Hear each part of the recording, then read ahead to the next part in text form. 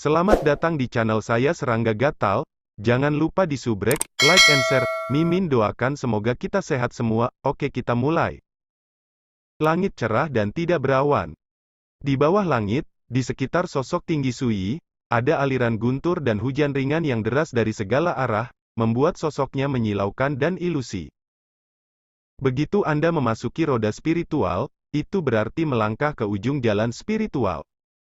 Mencapai keadaan ini, Istana Roh Jalan Agung berevolusi menjadi sebuah roda, dan fase Roh Jalan Agung mengapung dan tenggelam di dalamnya. Inilah yang disebut roda roh jalan hebat. Crash gelombang. Transformasi ini membuat Sui merasakan kepuasan yang belum pernah ada sebelumnya. Seperti kesengsaraan sebelumnya, kali ini dia masih menggunakan nafas pedang 9 penjara untuk mematahkan perampokan terlarang yang ditakdirkan untuk mati ini. Ini tidak sesederhana meminjam kekuatan eksternal untuk memecahkan bencana. Dalam keadaan seperti itu, menghancurkan bencana dengan kekuatan pedang 9 penjara menjadi satu-satunya cara untuk bertahan hidup. Keberuntungan dan kemalangan bergantung satu sama lain. Ketika bencana berhasil, Sui dapat dengan jelas merasakan bahwa melangkah ke alam roda roh akan menguntungkannya di luar imajinasi. Jiwa, tubuh, basis kultivasi, dan fondasi Dao saya semuanya telah mencapai transformasi dan sublimasi yang belum pernah terjadi sebelumnya.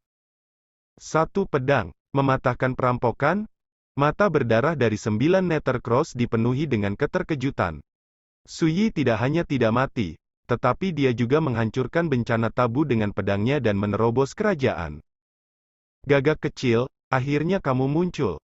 Di bawah langit, Sui memandang 9 Nether Cross dengan tatapan main-main.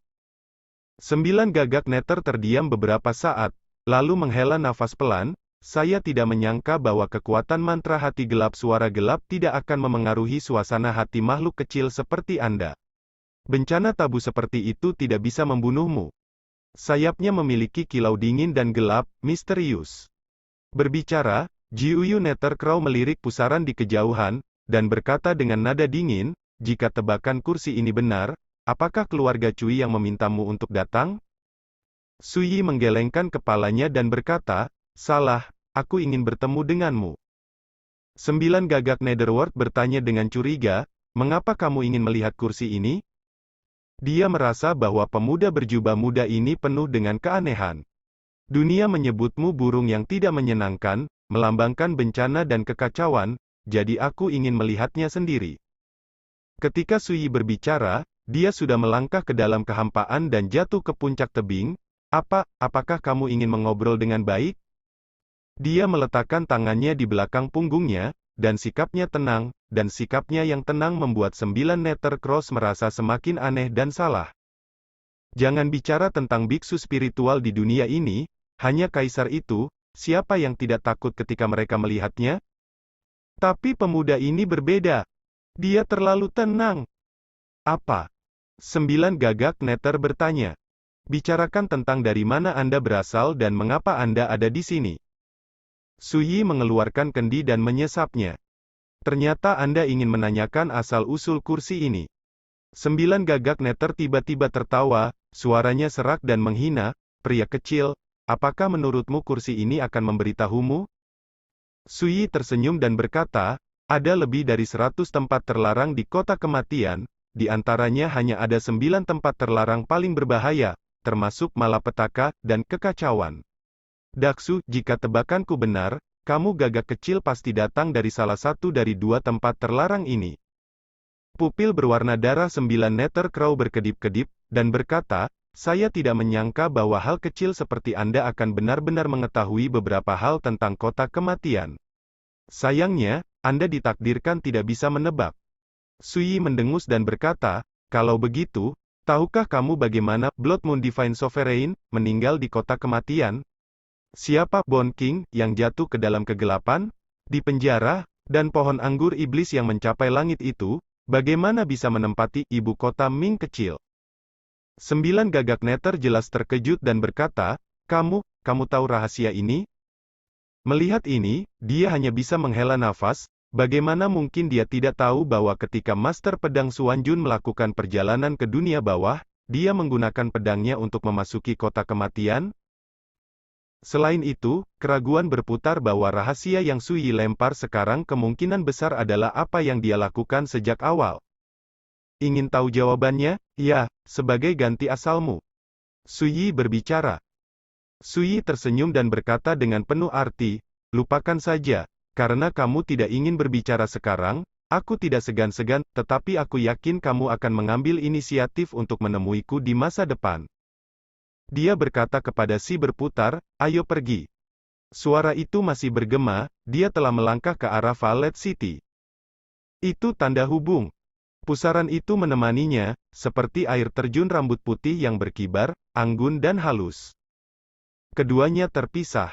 9 gagak neter sedikit terkejut, tetapi mereka tidak menyangka Sui dan yang lainnya akan pergi. Sungguh arogan, jelas tidak mengambil tempat duduk ini di mata. Sepasang murid berwarna darah dari 9 neter cross berkedip, dan mereka bahkan berpikir untuk membunuh orang beberapa kali. Namun pada akhirnya, saya menahan diri. Kembalilah dan beritahu keluarga Cui bahwa bencana yang akan dipentaskan di Festival Lentera, kota Ziluo dan keluarga Cui mereka ditakdirkan untuk dihancurkan. Suara dingin dari 9 neter cross menyebar jauh. Segera, tawa acuh tak acuh Sui terdengar dari kejauhan. 9 gagak neter tidak bisa menahan cibiran, apakah ini yang bisa dikatakan oleh seorang biksu spiritual? Bagaimana merajalela? Tapi tak lama kemudian, hening. Meskipun tidak tahu asal-usul Sui, dapat dilihat bahwa pemuda berjubah muda ini penuh dengan roh jahat. Bahkan tubuh spiritual asli dari pohon Wandao keluarga Cui bersedia menemaninya. Ini luar biasa. Anak ini, siapa itu? Kapan keluarga Cui memiliki karakter seperti itu? Mata 9 gagak neter cerah. Pada akhirnya, pupil merah darahnya memancarkan pembunuhan, tidak peduli siapa itu. Kali ini, tidak ada yang bisa menghentikan penghancuran kota Ziluo dan keluarga Cui. Diam-diam, sosok 9 neter cross menghilang. Dalam perjalanan kembali ke Violet City. Sebelumnya, saya pikir Anda akan mengundang saya untuk mengambil tindakan untuk menangkap 9 neter crow, tetapi mengapa Anda akhirnya menyerah? Putarannya agak membingungkan. Tidak ada gunanya menangkapnya. Aku pernah mengamatinya. Itu bukan tubuhnya. Sui Dao. Kencing berkata dengan heran, benarkah? Baru saja, dia tidak menyadarinya sama sekali. Alam itu benar. Sui mengatakan ini, dan tiba-tiba tersenyum. Namun, itu pasti akan datang kepadaku lagi. Bagaimana? Bertanya. Kaisar tulang putih di tengah cerita, atau pohon anggur iblis yang mencapai surga yang menduduki dunia bawah kecil, adalah karakter paling kejam di kota kematian. Sui Dao, di antara mereka, penguasa ilahi bulan darah berasal dari bencana Tianling, salah satu dari 9 tempat terlarang di kota kematian, sedangkan Raja Tulang Putih dan Anggur Setan Tong Tian berasal dari Chaos Grid Ruins. Pada masa itu, ketika saya menjelajahi kota kematian, saya bertemu dengan makhluk-makhluk menakutkan ini. Di antara mereka, Dewa Bulan Darah dibunuh oleh saya, dan Kaisar Tulang dipenjarakan dalam kegelapan olehku. Adapun anggur yang membuka langit, itu bisa dianggap menarik. Ini banyak membantu saya di awal dan membalas. Ketika saya pergi, saya membantunya menempati ibu kota Ming kecil. Dengan kata lain, hal-hal ini selalu menjadi rahasia di kota kematian. Jika 9 gagak neter telah mendengar hal-hal ini, mereka pasti ingin tahu siapa yang melakukan hal-hal ini sejak awal. Tentu saja, hanya berdasarkan ini, kamu tidak bisa membiarkan 9 neter cross datang menemuimu dengan patuh. Sui mengatakan ini sebelum mengungkapkan jawaban yang sebenarnya. Tapi, selama dia memiliki pikiran untuk menyelamatkan Kaisar Tulang Putih, dia pasti akan datang menemuiku. Pusaran itu benar-benar membangkitkan rasa ingin tahu, dan berkata, mengapa ini? Sui tersenyum dan berkata, aura aneh bencana pada tubuh 9 neter crow dan aura pada Kaisar Tulang Putih berasal dari nada yang sama. Aku baru saja melihat ini, aku akan membawa atas kekacauan reruntuhan besar dan penindasan Kaisar Tulang Putih. Baru pada saat itulah pusaran itu akhirnya mengerti, dan matanya menjadi aneh, aku mulai mengkhawatirkan satu hal sekarang. Sui terkejut, ada apa? Su Yi menyentuh hidungnya dan tersenyum pahit. Apakah ini pujian atau sarkasme? Berbisik berkedip dan berkata sambil tersenyum keduanya. Pikirkan tentang itu, rencana Su Yi benar-benar terlalu hati-hati, tidak menunjukkan gunung atau air, tetapi jaraknya ribuan mil. Belum lama ini, ketika dia menangkap monster tua itu dengan lentera teratai mandat surgawi, dia jelas sudah berpikir untuk meminta dirinya membantu dan memaksa monster tua itu untuk menggunakannya. Hari ini, di permukaan, dia mengundang dirinya sendiri untuk datang melindungi Dharma demi mengatasi malapetaka. Tetapi dalam kenyataannya, dia ingin mengeluarkan 9 gagak neter, membuang umpan, dan dengan patuh membiarkan pihak lain datang ke pintu. Ini bukan akhir, bahkan jika 9 Nether Cross akan mengambil inisiatif untuk datang kepadanya di masa depan, dia telah mengaturnya. Hal ini membuat heran, jika Su Yi ingin menculiknya, dia bahkan tidak akan menyadarinya. Su Yi juga tersenyum dan berkata, Anda dapat yakin, saya tidak ingin menggunakan trik kecil ini untuk memperlakukan Anda. Selama percakapan, mereka berdua bisa melihat garis besar kota kuno Ziluo City yang megah dari kejauhan. Apakah Anda ingin pergi ke Yunxianglo untuk minum? Su Yi berinisiatif mengundang. Dia baru saja menerobos, dia dalam suasana hati yang bahagia, dan dia jarang bebas, jadi dia secara alami ingin bersantai. Putaran itu menggigit bibir merah mudanya dan berkata, bisakah aku menolak? Tentu saja, tidak. Di atas gerbang kota Ziluo. Hah, anak bermarga Su itu kembali. Pria tua berjubah biru itu terkejut dan sedikit terkejut. Sebelumnya, dia dan pria berjubah putih berpikir bahwa Su Yi, yang disukai oleh Cui Jinggian, serakah akan hidup dan takut mati, dan melarikan diri dari kota Ziluo sebelumnya. Ini benar-benar kembali. Pria berjubah putih itu juga tercengang. Segera, dia memperhatikan bahwa ada seorang wanita di samping Su Yi.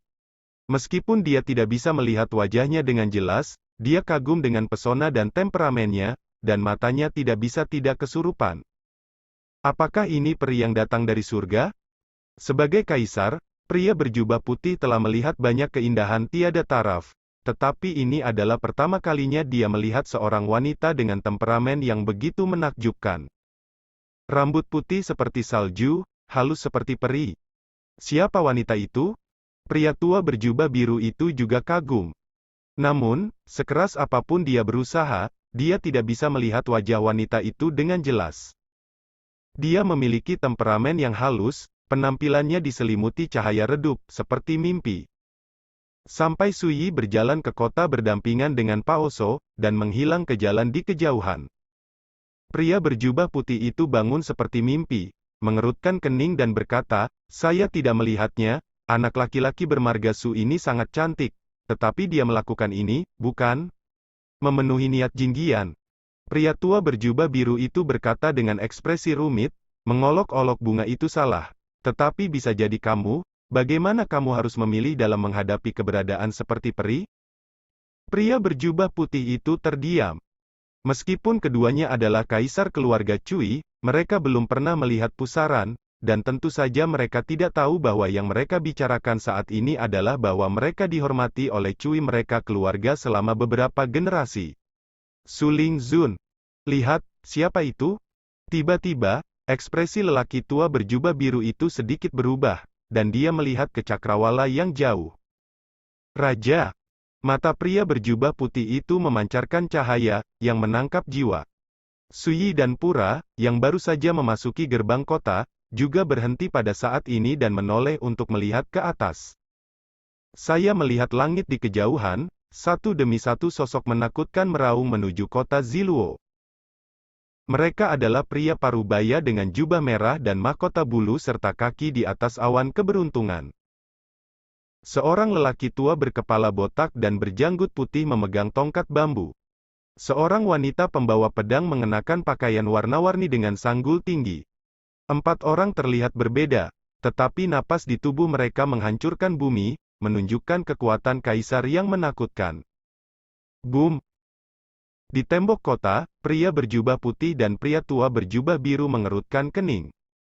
Mereka mengenali 4 tamu tak diundang ini. Mereka berasal dari iblis domainku, Hong, Tantai, dan Sentu kuno. 4 rekan Taois, apa yang kamu lakukan di sini di kota Ziluo? Pria berjubah biru itu berbicara dengan suara yang dalam, dan suara itu menyebar jauh. Tentu saja bukan tamu. Dia dipimpin oleh seorang pria dengan jubah merah dan mahkota bulu, dan kakinya di atas awan keberuntungan. Saat berbicara, Ku Bohou melirik kota Ziluo di kejauhan, sosoknya tiba-tiba muncul, dan lidahnya meledak menjadi guntur musim semi. Cui Chang'an, dengar, jika kamu tidak melepaskan patriarku Ku Mingwei hari ini, kamu akan menanggung risikomu sendiri. Suaranya seperti guntur yang menggelegar, dan bergemuruh dan menyebar ke kota Valet yang besar, menyebabkan banyak kegemparan di kota. Perlu dicatat bahwa selama periode terakhir, sekitar 70% makhluk hidup di kota Ziluo telah dievakuasi, membuat kota raksasa kuno ini sepi dan sunyi. Pada saat ini, dengan suara ini, makhluk yang tersisa di kota sepenuhnya menyadari bahwa itu tidak baik. Klanku kuno, apakah ini menyatakan perang terhadap keluarga Cui? Di atas tembok kota, wajah pria berjubah putih dan pria tua berjubah biru berubah suram.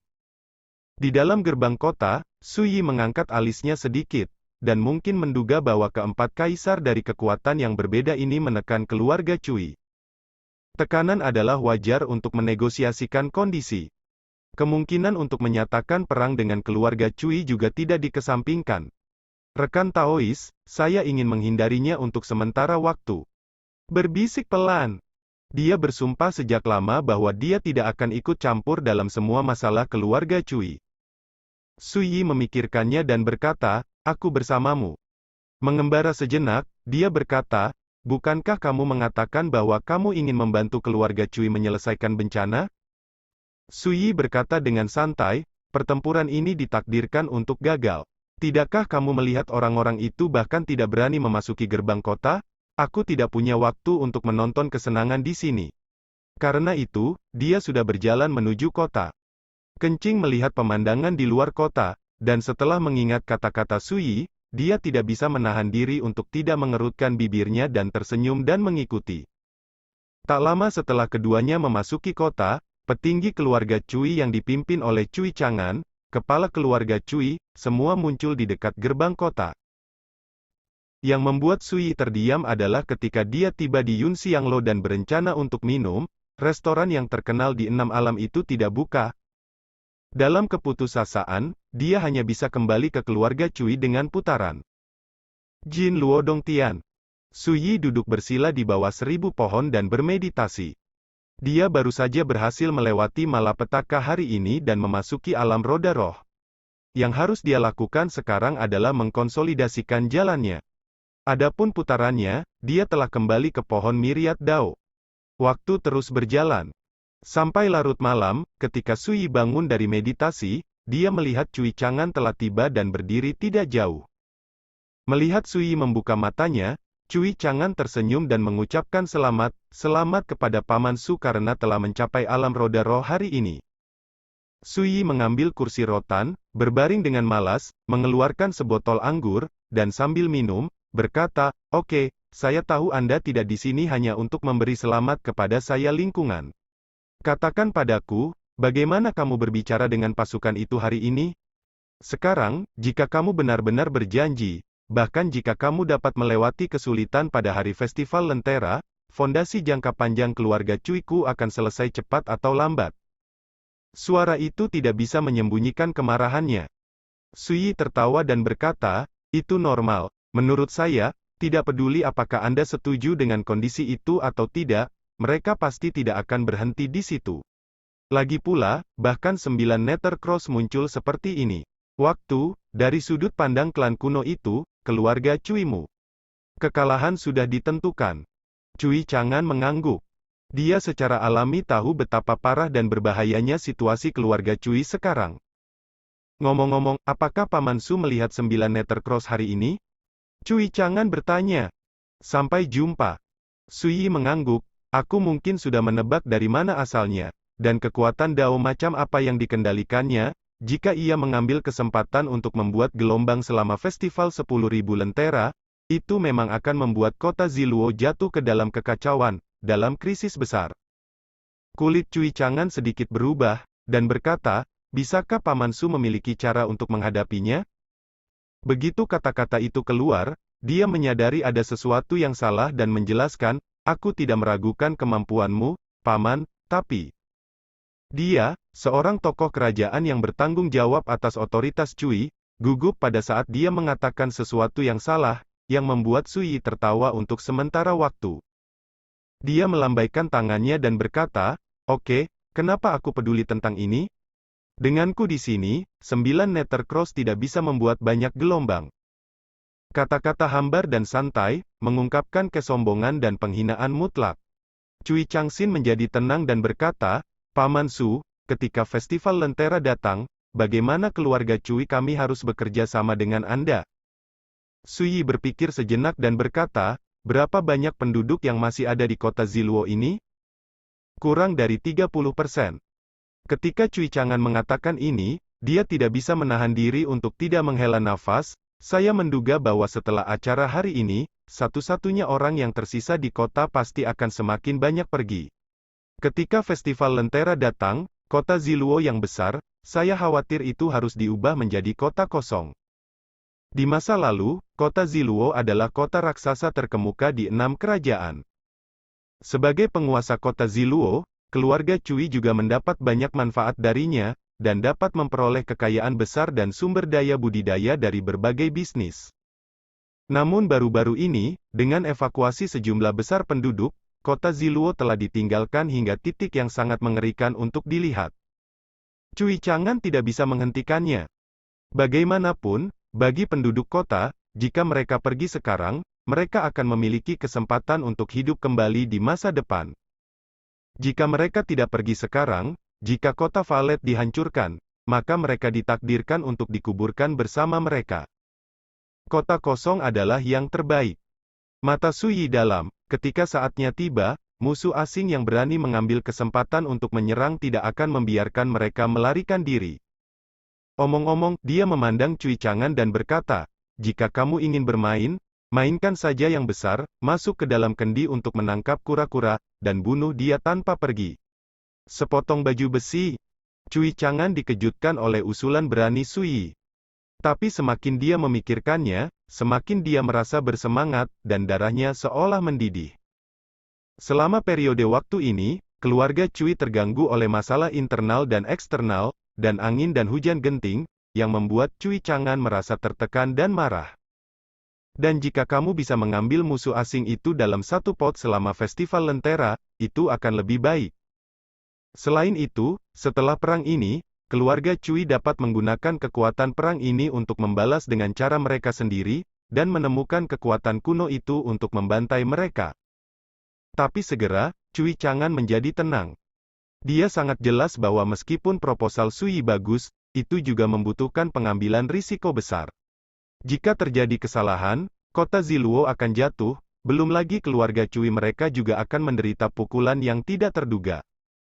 Berpikir lama, Cui Chang'an menarik napas dalam-dalam dan bertanya, Paman Su, maafkan saya karena tiba-tiba, saya ingin bertanya, berapa banyak peluang yang Anda miliki untuk memenangkan pertempuran ini? Sui berkata dengan santai, tidak ada rencana satu ukuran untuk semua di dunia, saya hanya dapat menjamin bahwa keluarga Cui Anda tidak akan berada dalam bahaya kehancuran. Jika menurut Anda proposal saya terlalu berisiko, aku tidak akan memaksanya. Cui Chang'an tampak ragu untuk beberapa saat. Setelah beberapa saat, dia menggertakkan giginya dengan tajam, membuat keputusan, dan berkata, aku mendengarkan pamanku dan melakukannya. Sui mengambil labu anggur dan menyesapnya sambil tersenyum. Sekian dulu update-annya, tunggu lanjutannya di channel saya Serangga Gatal, di subscribe ya guys. Terima kasih.